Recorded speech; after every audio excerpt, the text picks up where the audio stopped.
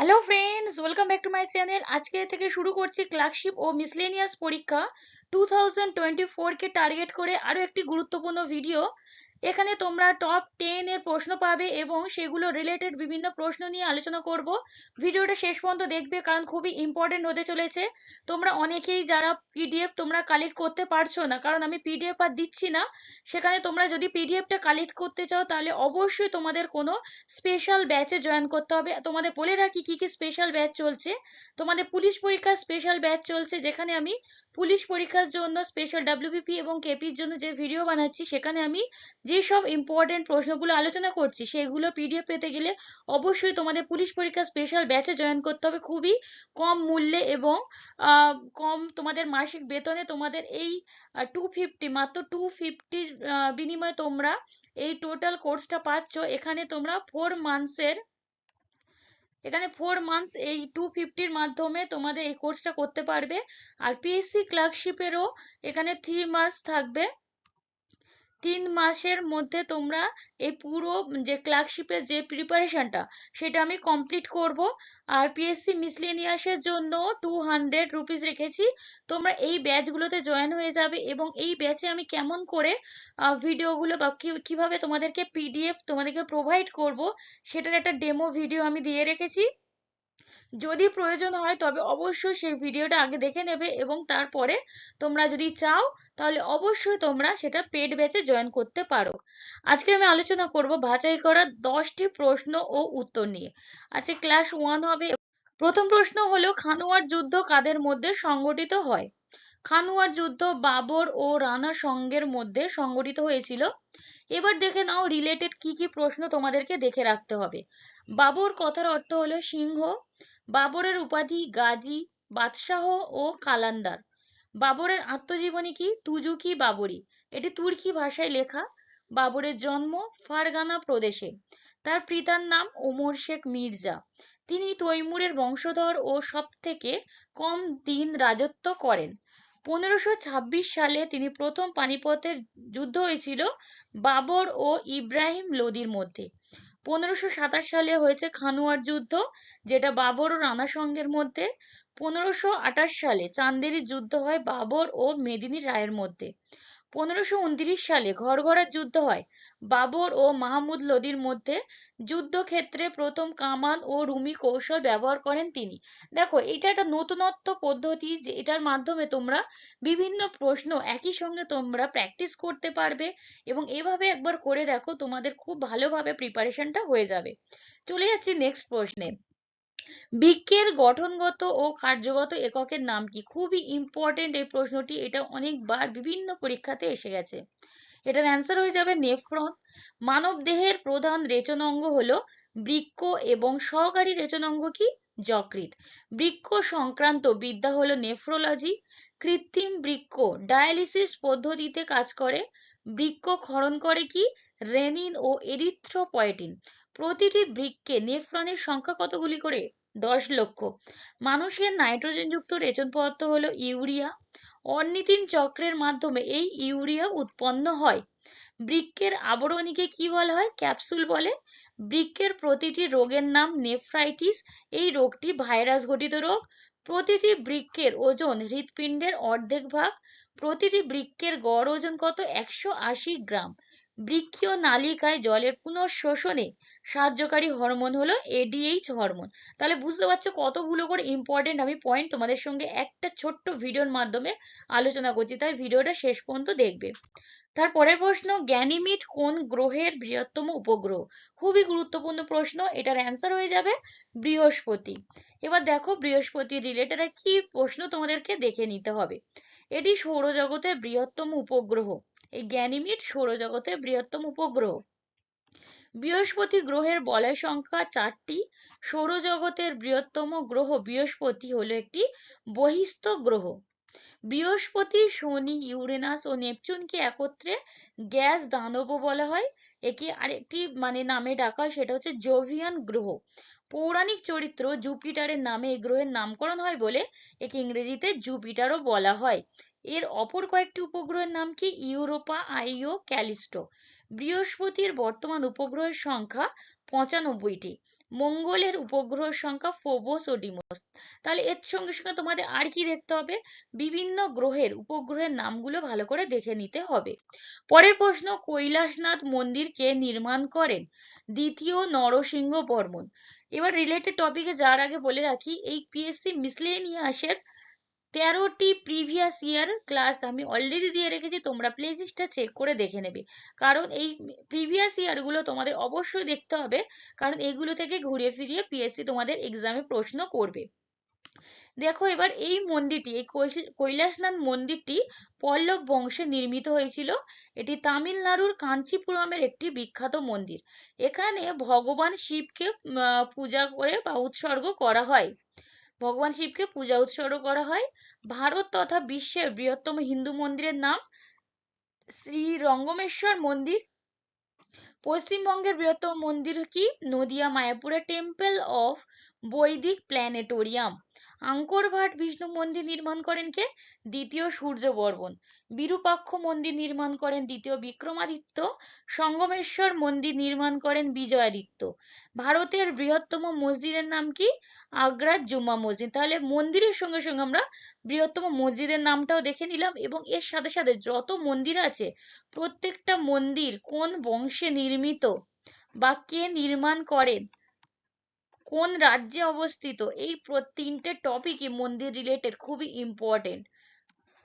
এগুলো ভালো করে করে রাখবে। পরিবাহীর রোধের একক কি? পরিবাহীর রোধের একক ওহম। কোনো পরিবাহী যেসব বৈশিষ্ট্য তার মধ্য দিয়ে প্রবাহিত হওয়া তড়িৎ প্রবাহের বিরোধিতা করে, যেসব বৈশিষ্ট্য তার মধ্যে দিয়ে প্রবাহিত হওয়া তড়িৎ প্রবাহের বিরোধিতা করে তাকে বলা হয় পরিবাহীর রোধ। একে কি চিহ্ন দ্বারা চিহ্নিত করা হয়? আর। কোন পরিবাহীর দুই প্রান্তের বিভব পার্থক্য 1 ভোল্ট এবং এর মধ্যে 1 অ্যাম্পিয়ার বিদ্যুৎ প্রবাহিত হলে ওই পরিবাহীর রোধকে 1 ওহম বলা হয়। আপেক্ষিক রোধের একক কি? Ohm metre. একে পি দ্বারা চিহ্নিত করা হয় আপেক্ষিক রোধ। তড়িৎ প্রবাহের একক কি? অ্যাম্পিয়ার। তাহলে বিভিন্ন এককগুলো তোমাদেরকে একসাথে দেখে নিতে হবে। এই ইউনিট বা এককগুলো থেকে প্রচুর প্রশ্ন তোমাদের বিভিন্ন পরীক্ষাতে জিজ্ঞেস করা হয়। পরের প্রশ্ন, দীর্ঘ দৃষ্টি সমস্যা কমাতে কোন লেন্স ব্যবহার করা হয়? এটার অ্যান্সার কি হয়ে যাবে? উত্তল লেন্স। রিলেটেড পয়েন্টগুলো দেখো, লেন্সের ক্ষমতার একক কি? ডায়াপ্টার। খুবই গুরুত্বপূর্ণ। যে লেন্সের মধ্যভাগ মোটা ও দুই প্রান্ত সরু তাকে কি বলা হয়? উত্তল লেন্স বলা হয়, এবং তার আরেকটি নাম আছে, সেটা হলো অভিসারী লেন্স। যে লেন্সের মধ্যভাগ সরু ও প্রান্তদ্বয় মোটা তাকে অবতল বা অপসারী লেন্স বলা হয়। এই পয়েন্টগুলো কিন্তু খুবই ইম্পর্টেন্ট, কারণ এরকম জিজ্ঞেস করতে পারে যে এই লেন্সের চেহারাটা কেমন, বা মোটা ও দুই প্রান্ত সরু, অপশানে দুটোই থাকবে, তাহলে তোমাদের কনফিউশন এসে যাবে। তাই প্রশ্নগুলো ভালো করে এখন থেকেই দেখে নাও। যে লেন্সের একটি তল সমতল ও অন্য তল উত্তল তাকে সমতলোত্তল লেন্স বলা হয়। যে লেন্সের একটি তল উত্তল অপর অবতল তাকে কি বলা হয়? উত্তল অবতল লেন্স। উত্তল লেন্স চশমা, ক্যামেরা, অণুবীক্ষণ, দূরবীক্ষণ যন্ত্রে ব্যবহৃত হয়। অবতল লেন্স টর্চ লাইট, টেলিস্কোপ, চশমা, স্পাই হোল, বাইনোকুলার যন্ত্রে ব্যবহৃত হয়। উত্তল লেন্সের দৃষ্টিক্ষেত্র সব থেকে বেশি হয় এবং বস্তু অপেক্ষা বড় অসৎ বিম্ব গঠিত হয় এই উত্তল লেন্সে। দীর্ঘ দৃষ্টিজনিত ত্রুটির আরেক নাম কি? সেটা হলো হাইপারমেট্রোপিয়া। আর হ্রস্ব দৃষ্টিজনিত মানে মানে কাছের জিনিস দেখা যে ত্রুটি, সেটা মায়োপিয়া এই রোগটির নাম। মায়োপিয়ার সমস্যা কমাতে অবতল লেন্স ব্যবহার করা হয়। তাহলে হাইপারমেট্রোপিয়া হলে উত্তল লেন্স ব্যবহার করা হয় এবং মায়োপিয়া হলে অবতল লেন্স ব্যবহার করা হয়। খুবই গুরুত্বপূর্ণ পয়েন্টগুলো এভাবে তোমরা মুখস্থ করবে, তাহলে মুখস্থ করতে খুব সুবিধাও হবে। পরের প্রশ্ন, বাংলার প্রথম গভর্নর জেনারেল কে ছিলেন? বাংলার প্রথম গভর্নর জেনারেল ওয়ারেন হেস্টিংস। তিনি ছিলেন ফোর্ট উইলিয়ামের প্রেসিডেন্ট। পাঁচশালা বন্দোবস্ত প্রবর্তন করেন তিনি। রেগুলেটিং আইনের দ্বারা দ্বৈত শাসনের অবসান ঘটান তিনি। তার সময়ে 1780 সালে ভারতের প্রথম সংবাদপত্র মিস্টার জেমস হিকির বেঙ্গল গেজেট প্রকাশিত হয়। 1782 সালে সলবাই সন্ধির নেতৃত্ব দেন তিনি।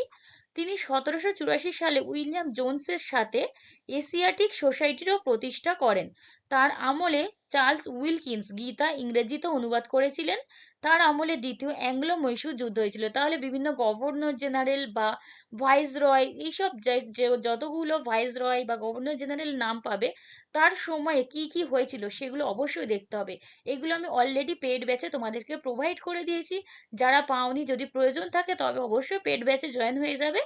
এগুলো তোমরা খুব সহজেই পেয়ে যাবে। পরের প্রশ্ন, নিউটনের কোন সূত্র বলের সংজ্ঞা দেয়? এটা হয়ে যাবে প্রথম সূত্র। প্রথম সূত্রে কি বলা হয়েছে? বাইরে থেকে বল প্রয়োগ করে কোনো বস্তুর অবস্থার পরিবর্তন না ঘটানো হলে স্থির বস্তু চিরকাল স্থির থাকবে এবং গতিশীল বস্তু চিরকাল সমবেগে সরলরেখায় চলতে থাকবে। দেখো, এই যে প্রশ্নগুলো আমি দিচ্ছি এগুলো শুধুমাত্র তোমাদের প্রিলিমিনারি এক্সামের জন্যই নয়, এটা সমস্ত পরীক্ষার জন্য, ইভেন এমনকি তোমাদের মেন্স এক্সামের জন্য খুবই হেল্পফুল হবে। তাই ভিডিওগুলো একদমই মিস করবে না। দ্বিতীয় গতিসূত্র, কোনো বস্তুর রৈখিক ভরবেগের পরিবর্তনের হার বস্তুর উপর প্রযুক্ত বলের সমানুপাতিক হয়। তৃতীয় গতিসূত্র কি বলছে? প্রত্যেক ক্রিয়ার সমান ও বিপরীত প্রতিক্রিয়া আছে। প্রথম গতিসূত্র থেকে বল ও জাড্যের সংজ্ঞা পাওয়া যায়। দ্বিতীয় গতিসূত্র থেকে বলের পরিমাপ ও ভরবেগের ধারণা পাওয়া যায়। তাহলে এই ছিল এই রিলেটেড প্রশ্ন। পরের প্রশ্ন, কাঁকড়া কোন ফাইলামের অন্তর্গত? কাঁকড়া আর্থ্রোপোডা শ্রেণীর অন্তর্গত। জীবদেহের শ্রেণীবিন্যাস করেন বিজ্ঞানী হুইটেকার। আর্থ্রোপোডা শ্রেণীর অন্তর্গত আর কি কি আছে? চিংড়ি, প্রজাপতি, মাছি, মাকড়সা। মোলাস্কা শ্রেণীর অন্তর্গত শামুক, ঝিনুক, শামুক যেরকম স্থল শামুক, জল শামুক দু রকমই রয়েছে। প্লাটি হেলমিনথা শ্রেণীর অন্তর্গত প্ল্যানেরিয়া, ফিতাকৃমি, যকৃৎকৃমি। পরিফেরা শ্রেণীর অন্তর্গত সাইকন, বাথ স্পঞ্জ। অ্যানিলিডা শ্রেণীর অন্তর্গত কেঁচো, জোঁক। নিডারিয়া পর্বের অন্তর্গত কি কি রয়েছে? Hydra, jellyfish. টিনোফোরা পর্বের অন্তর্গত বেরো, হার্মিফোরা। একাইনোডার্মাটা পর্বের অন্তর্গত তারা মাছ, সমুদ্র শসা। নিমাটোডা পর্বের অন্তর্গত গোলকৃমি, গোদকৃমি। এই চ্যাপ্টারটা কিন্তু খুবই ইম্পর্টেন্ট। এটা সম্বন্ধিত আমি ভিডিও অলরেডি দিয়ে রেখেছি এবং যারা পিডিএফটা চাও তারা অবশ্যই যোগাযোগ করবে টেলিগ্রাম চ্যানেলে বা হোয়াটসঅ্যাপে। ভারত ও শ্রীলঙ্কাকে পৃথক করেছে কোন প্রণালী? ভারত ও শ্রীলঙ্কাকে পৃথক করেছে পক প্রণালী। শ্রীলঙ্কা ও ভারতকে পৃথক করেছে যদি উপসাগর বলা হয় তখন হয়ে যাবে মান্নার উপসাগর। তাহলে এটাও দেখে রাখতে হবে, শ্রীলঙ্কা ও ভারত মহাসাগর ভারতের কোন দিকে অবস্থিত? দক্ষিণ দিকে। তাহলে এই রিলেটেড খুব সুন্দর একটা প্রশ্ন তোমরা পেলে। এটা ভারত মহাসাগর ও শ্রীলঙ্কা ভারতের দক্ষিণ দিকে রয়েছে। এছাড়াও সমস্ত প্রতিবেশী দেশ বা ভারত মহাসাগর, বঙ্গোপসাগর, আরব সাগর এগুলো কোন দিকে রয়েছে ভারতে, এগুলো কিন্তু জানাটা খুবই প্রয়োজনীয়, এগুলো পরীক্ষায় আসে। দক্ষিণ পশ্চিমে আরব সাগর ও দক্ষিণ পূর্বে রয়েছে বঙ্গোপসাগর। শ্রীলঙ্কায় ভারতীয় হাই কমিশনার বর্তমানে রয়েছে গোপাল বাগলে। শ্রীলঙ্কার হাই কমিশন নয়াদিল্লি। আর ভারতে শ্রীলঙ্কার হাই কমিশনার মিলিন্দা মোরগোদো। ভারতের হাই কমিশন কলম্বো। তাহলে এই ছিল আজকের ইম্পর্টেন্ট প্রশ্ন এবং তার রিলেটেড বিভিন্ন প্রশ্ন। তাহলে যদি ভালো লেগে থাকে তবে অবশ্যই সাবস্ক্রাইব করে রাখবে এবং যদি তোমরা পেড ব্যাচে জয়েন হতে যাও তবে অবশ্যই টেলিগ্রাম চ্যানেলে তোমাদের পেড ব্যাচের লিংক রয়েছে, সেখানে তোমরা যোগাযোগ করবে, আমি তোমাদের সঙ্গে কন্ট্যাক্ট করে নেব। শেষ পর্যন্ত দেখার জন্য তোমাদেরকে অসংখ্য ধন্যবাদ।